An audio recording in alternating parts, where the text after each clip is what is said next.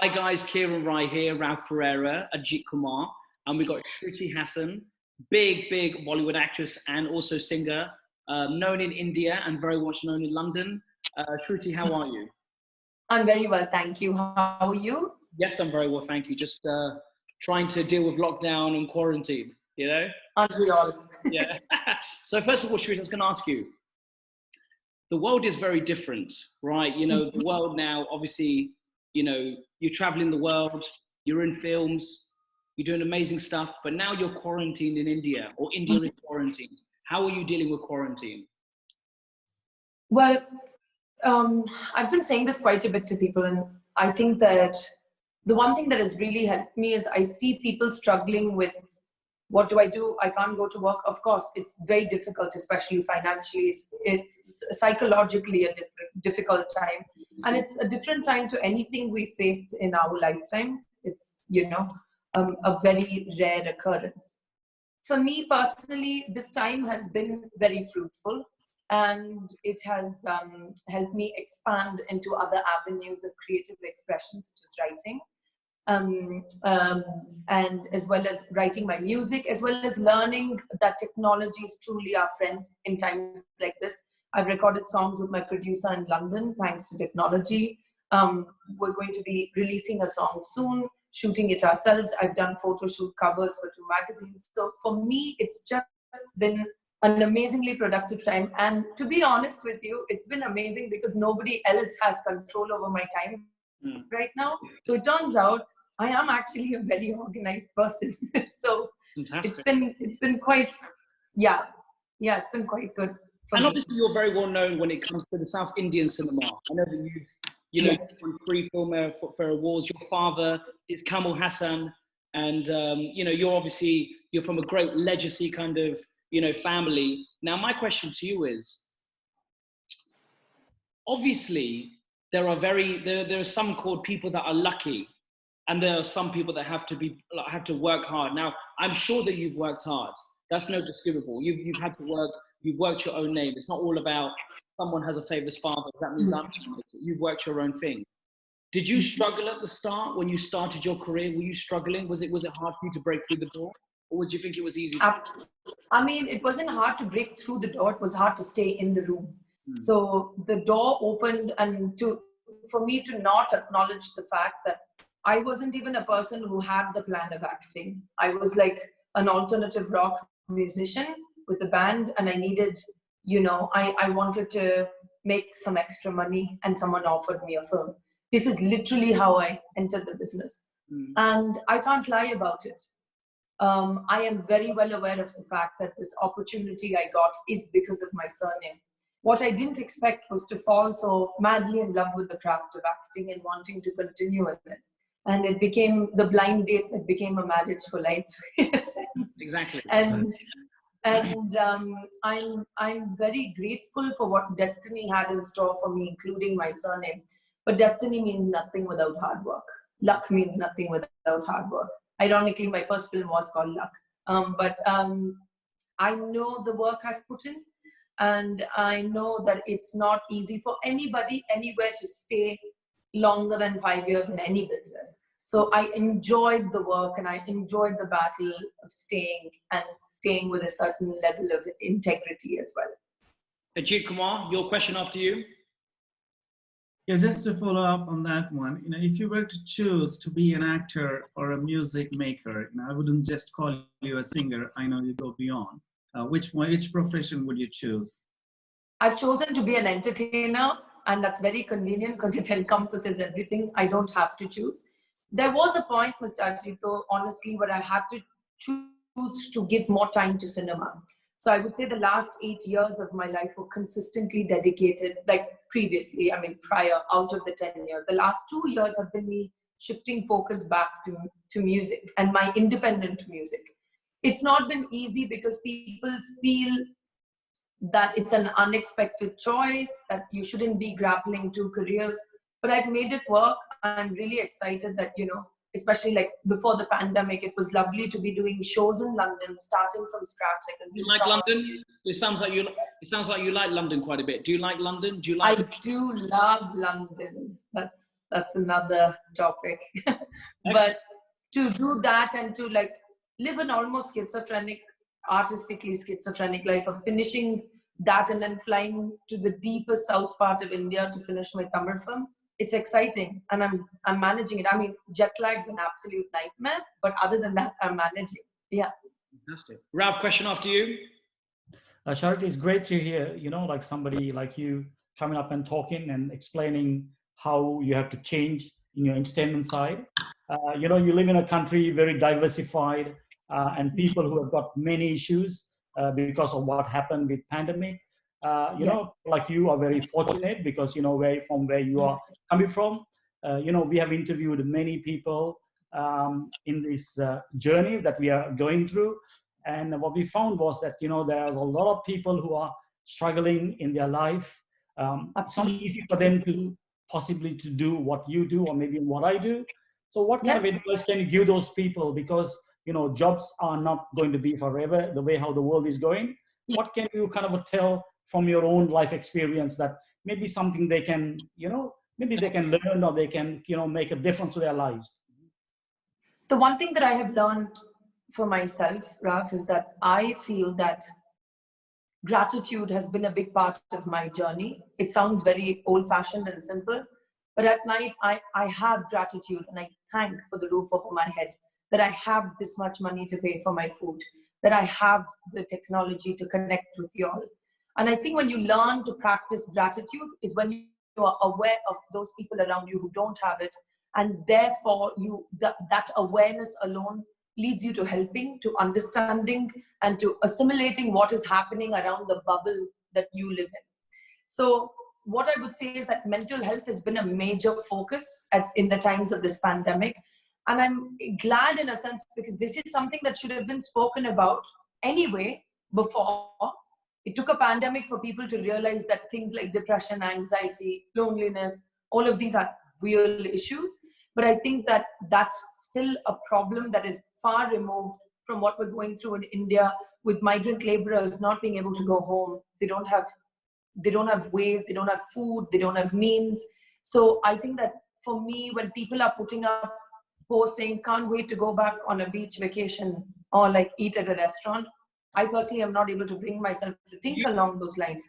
I have gratitude. Yes, sorry?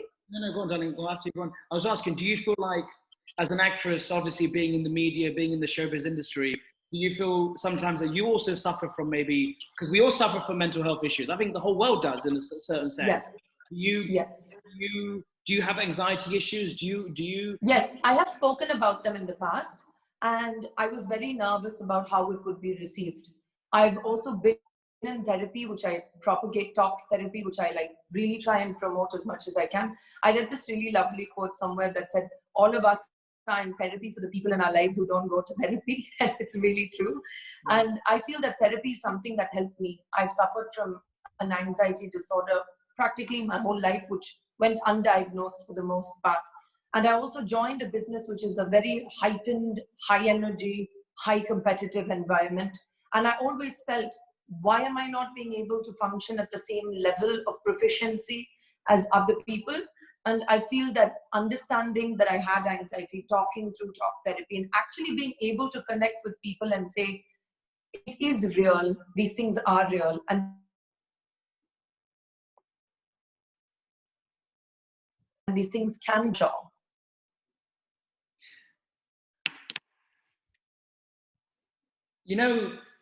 Awards, obviously as an actress, right? Winning, we've interviewed some great people in India, and some of them say, yeah, awards drive me, awards don't, right? Now, yes, it's great to be recognized, don't get me wrong, but there's also a thing called love your craft. Now, does awards, sometimes does awards give you that passion to keep going forward? Does it keep you going to say, right, I need some, or you're not bothered about it? Because I know you've won a lot of awards in film. You won in 2013, you won the CIMA Awards, Stardust Awards, Edison Awards, DJ Awards, Filmfare Awards, Cine MMA Awards, Asian Vision Awards. I mean, the list goes on. So obviously you're very credited when it comes to that. What's your opinion about all these awards now? Do you think it's all just... I'm very thankful very thankful to have received them, but they don't drive me. I was working with Mr. Akshay Kumar, and he said something lovely. He said, work for rewards, not awards, and make your reward whatever it means to you. And for me, the reward has been to be able to find my authentic voice as an artist, to take risks, to do things in my career, or stop my career and restart it, which nobody thought was a wise idea. But now we're like, oh, yeah, that makes sense. To have the courage, and that comes from like the rewards you give yourself in the larger picture. I'm very thankful for the awards, but quite frankly, they're all on top of my fridge in my apartment in Bombay. I don't even have a shelf for them. So I'm not, maybe not, like, I just find it creepy, like when I go to people's house sometimes and they have like a wall full of awards, like in their living room. I'm like, maybe we can't be the best of friends. You know? And what's your opinion about social media? Because I know you've got 14.5 million people on Instagram, and I know sometimes people say having a like to that, you know, social media can be also very negative because everyone's always after you, you know, and everyone can always reach you, but at the same time, it's a peek into your life. What's your opinion about social media? I was one of the first people to join MySpace, like when I was a music student. And then came Twitter. I was one of the first people on Twitter. I've always loved social media, and I'll tell you why. For me, it's like a litmus test or the thermometer of the current scenario. How much you choose to take from this temperature reading is up to you. Now, there are not so great people even on the street when you're walking by. If you choose, and unfortunately in life, you don't have a block button. I love that you have a block button on social media. I wish we had one in real life, you know, but I take the positives from it. I have received more love than I've received negativity, to be completely honest with you. And I find it a great way for us as actors, musicians, whatever, to put our narrative across without depending on the medium. Or hopefully Kiran will ask me that question today, or hopefully Ralph or Ajit will ask me this thing that I really want to say. How am I going to weave it into the interview? All that's like gone, because now we can control our narrative. And then if you mess that up, then that's on you as well, I suppose. Exactly. Ajit, question after you. Yeah, obviously, many cities have lifted up the lockdown now, but the fear of Corona has not gone away. What's your piece of advice to your friends and colleagues? You know, who some of us, I'm including myself, but not exactly going out. But I know a lot of people are just taking it easy, going and living a normal life. What's your piece of advice for those? So there's two things to this. Like, I've had half a day of shoot and it was absolutely terrifying. But you know, I have to say that we have to get back to work. We all have bills to pay. We have like mortgages and EMIs and rents and like it's like a practical thing that many people need to get back to work. So yes, there has to be some sort of system for us to get back to our lives. There is no normal as we remember it. But again, like going back to my previous point, like you have to be aware of the situation. The lockdown's gone away, not even fully in most places. Corona hasn't gone away. Like, you are still at risk, and you may think I'm fine. You're putting other people at risk. So that level of responsibility has to be there. And people being like, oh God, I just really need to go out and chill with my friends. It's like, come on, not right now, you know? So I would really say that going to work, maintaining social distance and taking the precautions and continuing to work is absolutely of paramount importance, financially speaking, for the entire world. But having to chill and just like vibe with people without masks is like not happening. And I also want to ask a question, because I also think many people, when they ask you, yeah, about your career. But I want to know more about you, right, as a person, okay. Right? Now, yes, you're very well known. Yes, you're very influenced on social media. Now, I haven't done my research that deep to know, so I'd rather know from you. Do you find it hard to date people? You know, because obviously... No, I don't. Lovely, excellent. Well, that's good. But do you, you know, because obviously you don't know... I stopped dating actors, Kiran. That's Kiran, you're out now. It's been a while since I dated an actor, and I'm really doing better for it. But do you know what kind of men do you go for? What makes you, because me as a man, when I see a woman, I like a personality. I like to go for cocktails. I like to go for dinner. I like to go for jazz, a bit of chatting. Now, what attracts you, and what attracts you as a woman for a man? What kind of man are you attracted to? It's really simple. Intelligence. Can't have a conversation. Goodbye. Kindness. Kind people are very rare in the world today. People who take the time to listen to other people, understand, and are willing to change. And someone who's ambitious. And by that I don't mean like I want like these many G's and like a car, like not like ambition for change and growth. Right. Yeah. And also, at the moment, are you dating anybody at the moment? Are you talking to anybody? No, I'm not. We're in the middle of a pandemic, mate. Yeah. What do you want about? And are you? And let me ask you: are you more of a clubbing girl? Are you more of a dinner person? Do you like a man to treat you? Are you a flower person? Do you like going? Are you? I don't know. Are you going to start a dating profile for me? I love it. Of course. I like to cook for my friends and family, and I like to have a quiet evening at home. I'm really boring like that. I don't remember the last time I was in a club. I've also been sober for 3 years, so nightclubs is just like not my scene anymore. Like I'll go to a bar with my friends and have a Diet Coke, but like going to a club is just not like, I love to communicate and have good food and be at home. And would you also date someone that's not from India? Let's say, for instance, someone from London. Oh, I have. Yes, in the past. Yes, of course. I'm a global citizen, Lala. That's good. That's good. And actually, you know what? I'll give the answer. Ajit, a question after you. Yeah, I agree with Kiran. I think you come across as a very surprise package. People can have a different perception seeing you on the screen. I think this is a really good addition to our conversation to get to know about you. You're deep rooted. You have a lot of gratitude. Your way of thinking. It's against the perception if I were to generalize. What's in the long run? What do you want to do in about 10, 15 years? Are you a family person? Do you foresee yourself to have a kind of a plan or an approach for life? See, I think that right now, starting a family or having a commitment of that level is not in my plans, because there are many things I want to achieve in my career. I hate to have resentment in pockets. I'm just not that kind of person. So I like to finish stuff and know that this is what I'm doing. My focus right now is, because I'm switching from acting back into a balance of acting and music, as well as there's so many artistic avenues I've not explored yet.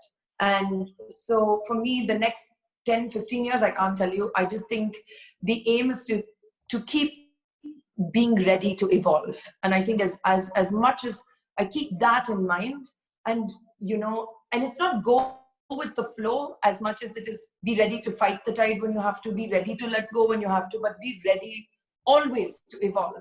Like you have to be on that racetrack of personal evolution. And when I found that when I'm focused on that, then things naturally and organically have fallen into place in my life, professionally and personally, in a way that has been beneficial to me. And also, what do you think of the English food here? Because I know Indian food is very, spicy. You've got the naan, you've got the roti. Oh, do you mean like fake Indian food in England? Yes, absolutely. What do you think of the fake Indian food here? There is one place I eat in for South Indian food called Chettinad in Tottenham Court Road. And I go there because they have Katrika Korambu, which is legit. And I recommend that highly. I've heard of Tayyab's, but I've not eaten there, but great reviews. Everything else. Yeah. And what do you think of fish and chips? I love some fish and chips, mate. I discovered mash and pie and mash, and that's just like my favorite ever. So no, go on after you, darling. Go on after you. Go on.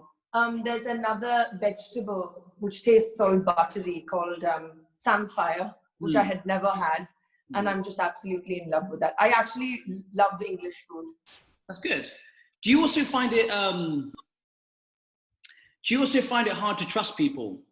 Because obviously, No. right, but like, you know, what I'm trying to say is because, you know, when someone is known, everybody follows you, when you meet somebody like a husband or a boyfriend or a friend, and you don't know what people's intentions are. Are they there to take things from you? Are they there to just use you? You know, when you're that high and you've got a famous father behind you as well, you don't know who's after you.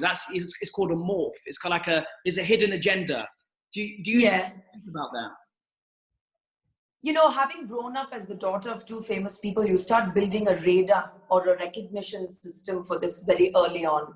You can immediately tell the people who want to talk to you because they're like, how's your daddy? Or like, you know, you can just tell. You get sick of that? Or you know, I'm sorry? You get tired of that? People asking you the same question? Or No, that's fine. I mean, that's what my parents have worked for, that recognition and adulation. So I never regret it. Not for me, not for them.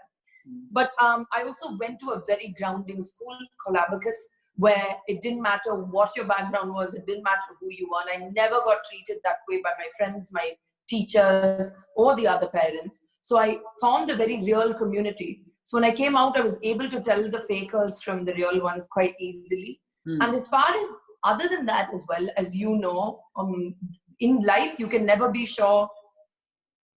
You can never be too sure because people don't always work from malice or agenda.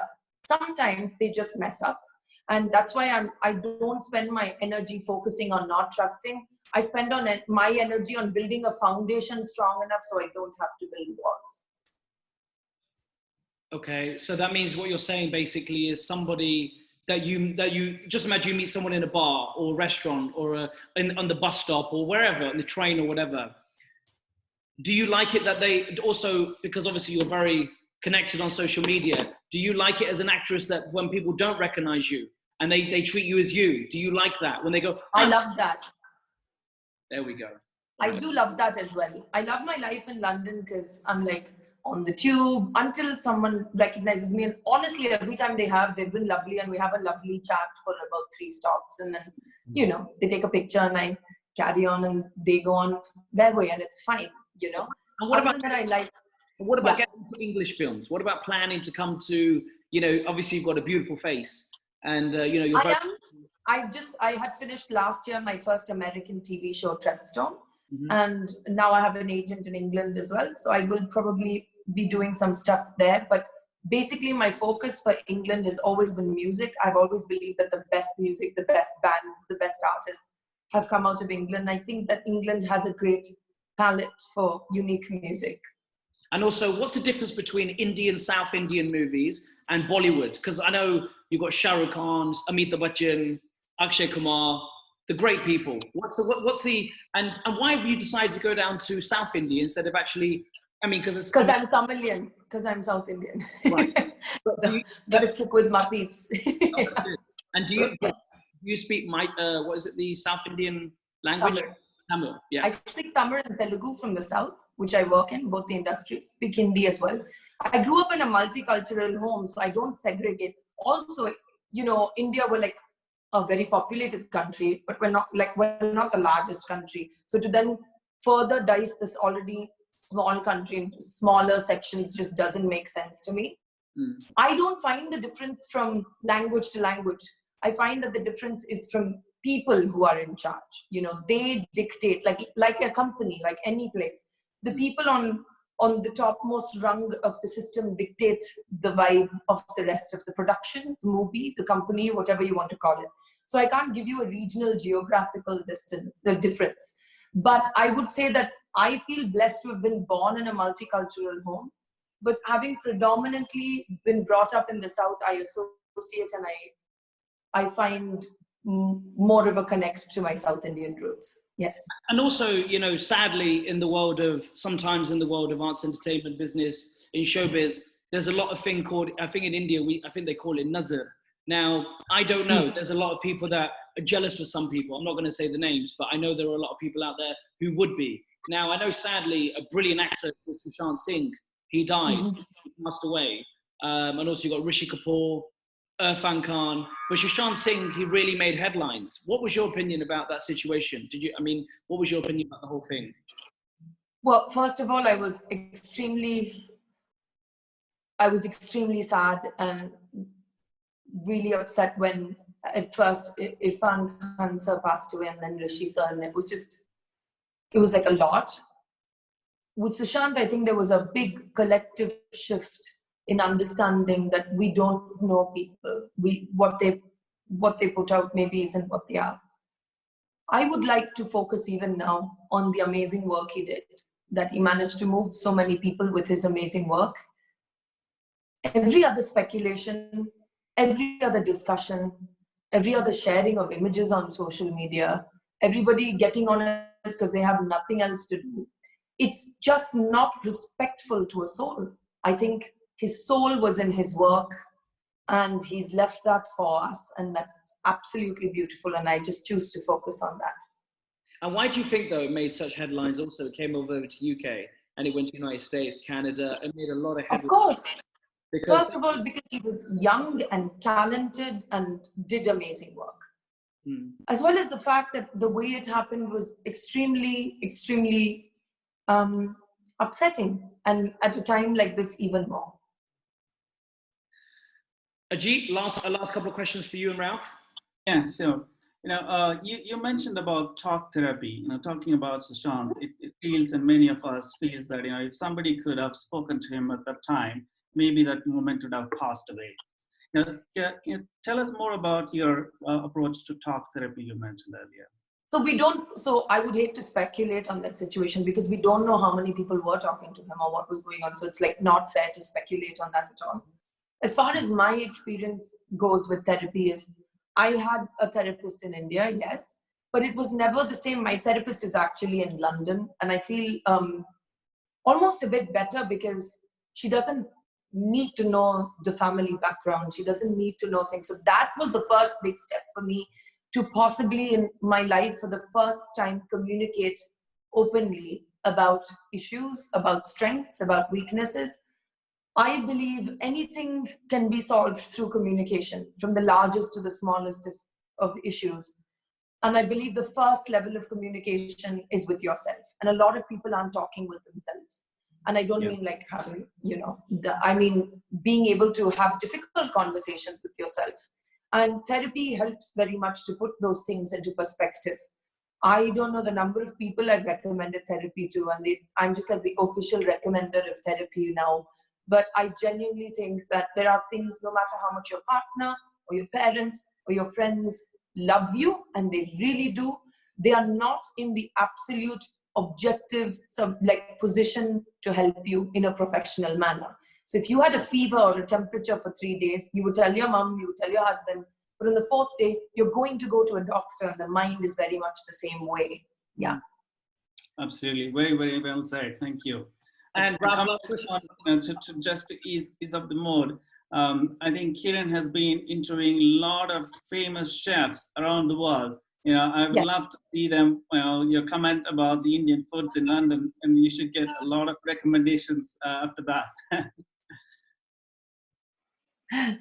And also, Shruti, I also want to say, because we've only got 5 minutes left on here, so this gets closed down. I want to say, before we go, I want to say it was a pleasure talking to you. And same here. You really are a very decent person. I hope we didn't go too deep in things. I think, as people, we have jobs to do, but at the same time, we are human beings. And, but Mate, you just upped my dating profile. I'm okay with it. I'm here, don't worry. But whenever you come to London, it'd be great to meet. Great to meet up and dinner.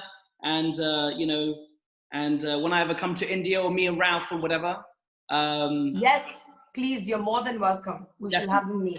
Let me just pause this. Give me 1 sec. Let me just pause.